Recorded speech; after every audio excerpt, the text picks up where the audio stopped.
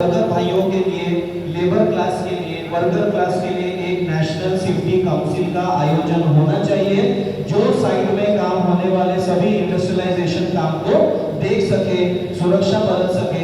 फिर उसके बाद और 2 साल बाद 1966 में 24वें सत्र में ये कानून लागू किया गया under the government of labour ministry, जिसको बॉम्बे सोसाइटी एक्ट और पब्लिक्स एक्ट के तहत 1950 और 1860 में इसका लागू किया गया कि ये एक्ट, ये कानून पार्लियामेंट में आना चाहिए ताकि वर्कर को अच्छी सुविधा मिल सके। एक आपको जैसा मैंने कहा विकसित भारत बनने के लिए, अच्छा देश बनने के लिए क्या चाहिए? हमको सिर्फ हमारा जीडीपी बढ़ा के नहीं चलेगा, हमको कल्याण देना चाहिए, लोगों को अच्छी व्यवस्था देनी चाहिए, हमारे काम में सोचने की तब्दीली लानी चाहिए, टेक्नोलॉजी को बढ़ावा देना चाहिए, अच्छे स्किल्ड वर्कर लाने चाहिए। हमको आज पैसा बचाएंगे तो कल हम अच्छा इन्वेस्ट कर पाएंगे, ऐसे काम में हमको अच्छी योजना लानी चाहिए, तभी हमारा देश आगे बढ़ेगा। और जो मोदी जी का संकल्प है और हमारे देश का संकल्प है, और या जो हमारे ruling party, non ruling party और हम सबकी ये विश्वास है कि अगले 2047 में, मतलब जब हमारा देश आजादी के बाद 100 वर्ष पूरा करेगा, हम एक डेवलपमेंट कंट्री के रूप में उपस्थित हो। और ये जितने भी वर्कर है ये सब पढ़े लिखे वर्कर हो। हमारा देश क्या चाहता है कि हर वर्कर कम से कम 12वीं पास करे ताकि उसे स्किल्ड नौकरी मिले, आज उसको जो पगार है उसका 30% ज्यादा मिले, ऐसा देश चाहता है। तो इसके लिए जो लिखा है सेफ्टी एंड वेलबींग, सुरक्षा और स्वास्थ्य, विकसित भारत के लिए हमको ये लड़ना पड़ेगा, हमको टेक्नोलॉजी का माध्यम से जाना पड़ेगा, हमको अच्छा काम करना पड़ेगा। और यही है नेशनल सेफ्टी काउंसिल का उद्देश्य इस देश के लिए। तो यहाँ पे उपस्थित सभी लोगों का मैं महत्वपूर्ण इस अवसर पर स्वागत भी करता हूं।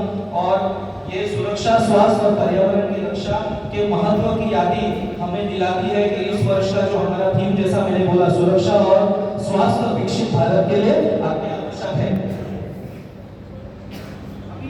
अभी ये नेशनल सेफ्टी काउंसिल का उद्देश्य क्या है, मतलब ऑब्जेक्टिव हम लोग बोलते हैं ना, जो जितने इंजीनियर्स हैं, क्वालिफाइड इंजीनियर्स हैं, टेक्निकल लोग, ऑब्जेक्टिव मतलब क्या है? मेजरेबल एंड रिकॉर्डेबल, मतलब हम उसका आकलन कर सके, हम लोग देख सके परफॉर्मेंस वैल्यू क्या है। व्यक्ति को स्वास्थ्य और पर्यावरण की सुरक्षा के महत्व को जागरूक करना चाहिए, कार्यस्थल में सुपरविजन बढ़ाना चाहिए और वो भी क्वालिफाइड सुपरविजन बढ़ाना चाहिए, दुर्घटनाओं को रोकने के लिए काम की प्रोएक्टिव प्लानिंग, एक दिन पहले प्लानिंग करनी चाहिए, और जिम्मेदारी से जो लीडर है वो जिम्मेदारी से क्वालिटी सेफ्टी के लिए खुद मैदान में उतर के काम करना चाहिए।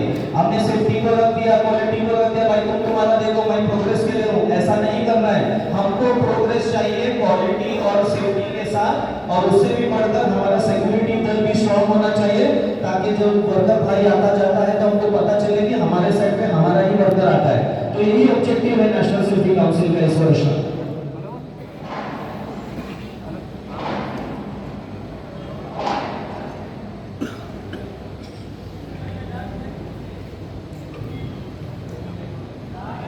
मैं अभी ये जो स्पीच, मुझे उम्मीद है कि मेरे पूरे यहाँ पे उपस्थित सीनियर मैनेजमेंट स्टाफ, महिला स्टाफ और सभी वर्कर भाइयों को ये एहसास हो जाएगा नेशनल सेफ्टी काउंसिल क्या है, उसके ऑब्जेक्टिव क्या है, आपसे क्या उम्मीद रखते हैं हम लोग 2047 तक, क्योंकि आपके भी बच्चे अभी आएंगे आगे, तो उन्हें पढ़ाइए, लिखाइए, अच्छा इंसान बनाइए। और ये मेरा स्पीच खत्म करने से पहले मैं एक शायरी बोलना चाहता हूँ। हम बाजीराव नहीं जो मस्तानी के लिए आप जैसे साथियों को छोड़ दे, हम बाजीराव नहीं जो मस्तानी के लिए आप जैसे साथियों को छोड़ दे, अरे हम सेफ्टी वाले हैं जो आपकी सुरक्षा के लिए हजारों मस्तानी छोड़ देंगे। ऐसा तो बाजीराव भी है हम लोग, बट क्या है, कभी कभी काम में हमको थोड़ा अलग अलग चैनल के थ्रू जाना पड़ता है। अभी मैं चाहूंगा कि 2 शब्द शिव कुमार जी बोले 2 मिनट के समय में, वो सबसे अच्छी हिंदी, हमारी राष्ट्र की भाषा, सबसे अच्छी हिंदी बोलने वाले एक ही लौते सदस्य हैं पूरे प्रोजेक्ट में। मैं चाहता हूं कि वो 2 मिनट के अंदर अपना स्पीच खत्म करें, और उसके बाद मैं सीनियर मैनेजमेंट से कहूंगा कि 2 शब्द हम सबके लिए बोल के इस प्रोग्राम का आगाज, प्रोग्राम और आगे मैं बताता हूँ क्या क्या रहेगा ये पूरे हफ्ते में। शिव कुमार जी, बहुत बहुत धन्यवाद सर।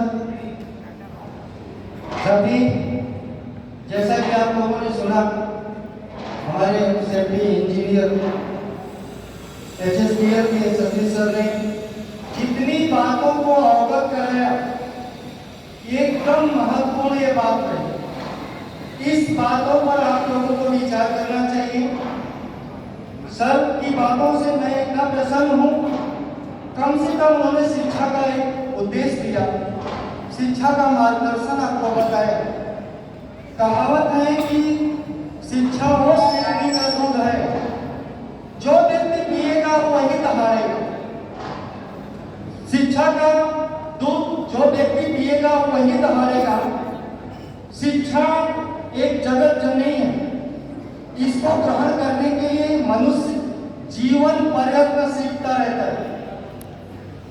यह मृत्युपरांत मनुष्य ग्रहण कर सकता है सदा अपने उच्च पदाधिकारी से, अपने जितने भी पदाधिकारी आए हुए हैं और जिस कंपनी में जितने भी हमारे सदस्य हों, सुपरवाइजर हो, इंजीनियर हो, इलेक्ट्रीशियन हो या जितने वरिष्ठ हमारे पदाधिकारी हैं, सबकी बात को सुनना चाहिए और उस पर विचार करना चाहिए, अमल करके सीख जो मिलती है उसको ग्रहण करना चाहिए। जैसे कि समीर जी ने इतनी अच्छी बात बताया, इनके लिए मैं धन्यवाद देता हूँ। यह हमारे लिए बहुत मार्गदर्शन का केंद्र बने हैं साबुर जी पालन जी के लिए, और इतना ही नहीं पहले साल के लिए भी बने हैं। इनके मार्गदर्शन पे यहाँ बहुत कुछ विकास हुआ है साथी, इनके लिए जोरदार तालियों से